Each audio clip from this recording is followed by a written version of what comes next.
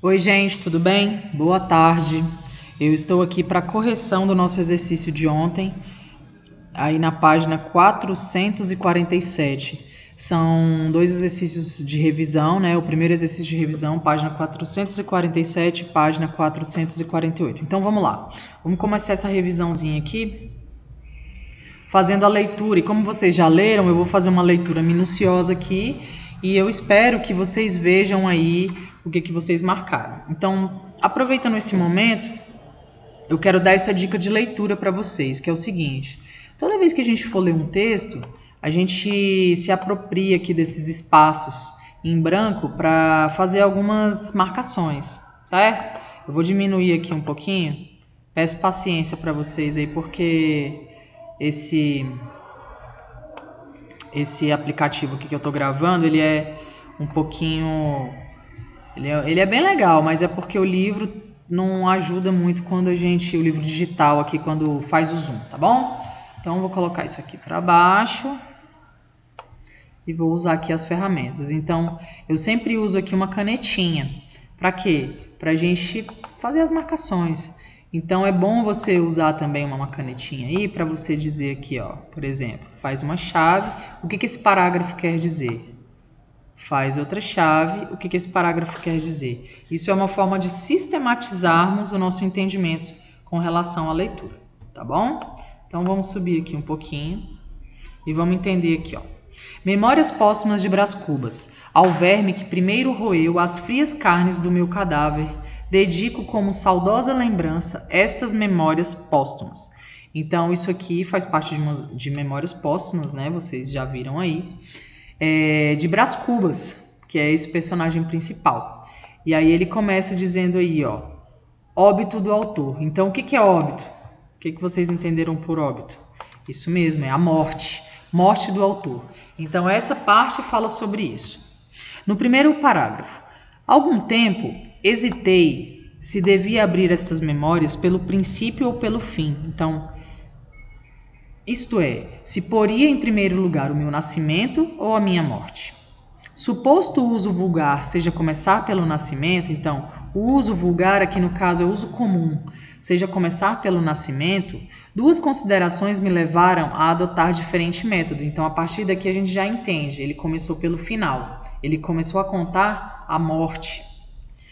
A primeira é que eu não sou propriamente um autor defunto, mas um defunto autor, para quem a campa foi outro berço. Então, campa a gente viu aí que é a tampa do caixão, não é isso?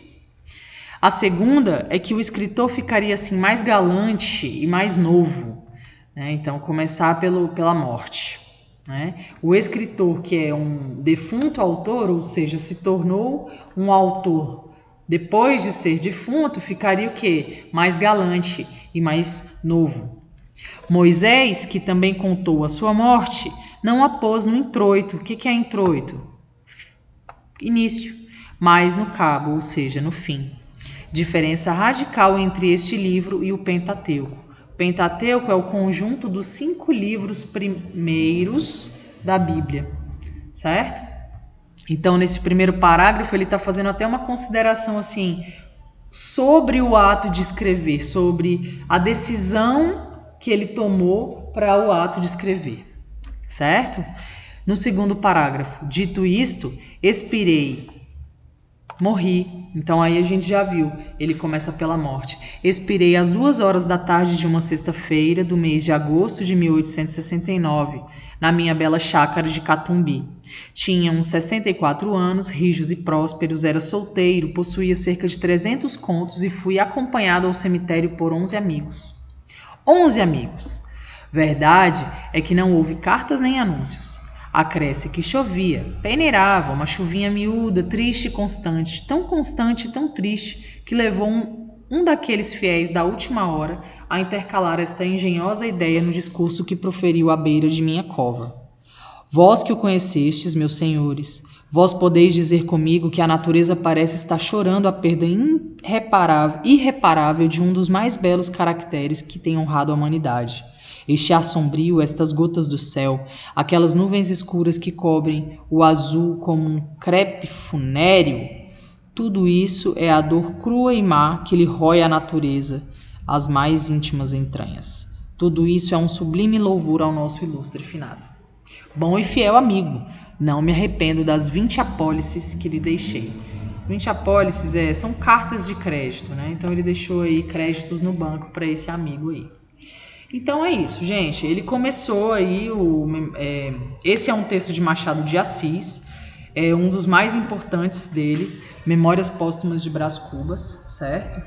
E nós vimos aí que esses 2 parágrafos, 3, né, dizem respeito à morte do autor, né, como o próprio título já diz, e é uma narrativa de memória, certo? Vou apagar aqui para eu começar a fazer a correção. Então vamos lá, gente. Só um pouquinho, paciência. Volta. Então nós vimos aqui algumas palavras, né? Algumas palavras. E aqui nós temos: a narrativa de memória caracteriza-se principalmente por ser uma história vivida pelo narrador, guardada em suas lembranças e repassadas posteriormente. Aponte, portanto, o item que traz o eixo temático da narrativa de memória em estudo. Então, é a letra A. Algum tempo hesitei se devia abrir essas memórias pelo princípio ou pelo fim, né? Então, essa narrativa de memória traz aí essa hesitação entre o autor de abrir ou não as memórias dele pelo princípio ou pelo fim, certo? Então, resposta certa aí, letra A, certo? Próximo. Olha aqui, ó. 2. Este ar sombrio, estas gotas do céu, aquelas nuvens escuras que cobrem o azul como um crepe funéreo. Por esta passagem é possível perceber uma particularidade do gênero narrativo de memória, que se trata da descrição de ambientes. Então, geralmente, uma narrativa de memória, ela narra e faz uma descrição de alguns ambientes, que foi o que ele fez quando ele falou da chuva, como é que estava ali o clima dali, e como um dos 11 amigos dele que estava lá usou essa caracterização do tempo para também falar no enterro dele. Então ele descreve a cena da morte dele, certo? E ele descreve um pouquinho de como ele era quando ele morreu. Ele tinha 64 anos, ele era rijo, ele não era casado, ele tinha algum dinheiro. Então isso daí faz parte também da narrativa de memória, contar o que se passa, né? Então, não é a defesa de ideias, não é a definição de termos, não são argumentos de autoridade, né? E nem palavras com juízo de valor. Realmente, dentro da narrativa de memória, nós temos a descrição de ambientes, certo? Agora aqui, ó. Gramática, o emprego do hífen 1 é letra D, porque ele diz que nesse uso aqui, ó, de defunto autor nesta frase, o uso do hífen indica especificidade. Então, nós temos 2 palavras juntas para definir uma especificidade. É para isso que esse hífen está aí.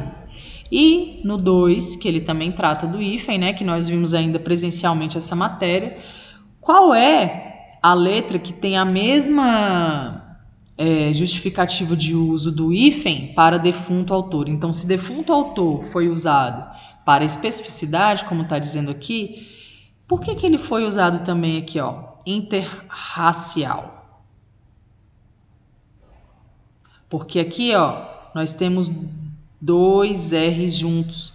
Então, quando você tiver o sufixo terminando com a mesma letra que começa aqui, e essa letra for um R, você vai fazer aqui o uso do hífen para separá-lo. Tá bom?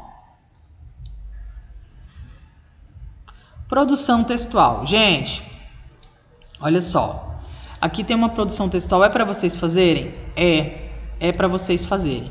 Quem não fez vai fazer e vai subir a foto ou o arquivo em Word lá na plataforma. Então essa daí, ó, é a capa de Memórias Póstumas de Brás Cubas, né, da Editora Moderna. E tem aqui uma proposta. Tendo por base o enredo do clássico machadiano Memórias Póstumas de Brás Cubas, escreva as suas memórias como se você fosse um espectro, a quem foi dada a chance de se transformar em humano. Faça o caminho inverso de Machado de Assis. Escreva, portanto, suas memórias, lembrando do tempo em que você não era humano, você era um fantasma, você era uma alma, descrevendo e narrando, ou que você era um defunto, descrevendo e narrando como foi sua trajetória no além, na pré-vida terrena. Então, você vai fazer essa narrativa e vai me mandar uma narrativa de memória ficcional, certo? Por quê? Porque isso não existe.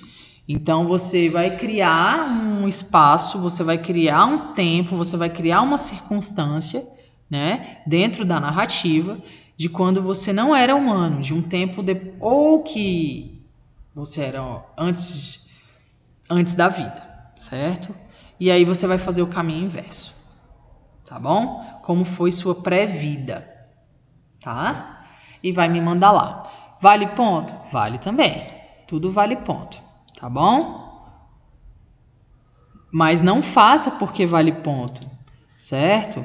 Faça porque isso aqui vai ser uma experiência literária para você, vai ser uma experiência escrita para você e vai ser uma forma de você crescer também a sua reflexão sobre a vida e sobre a narrativa de memória, certo? Então, fico aguardando aí.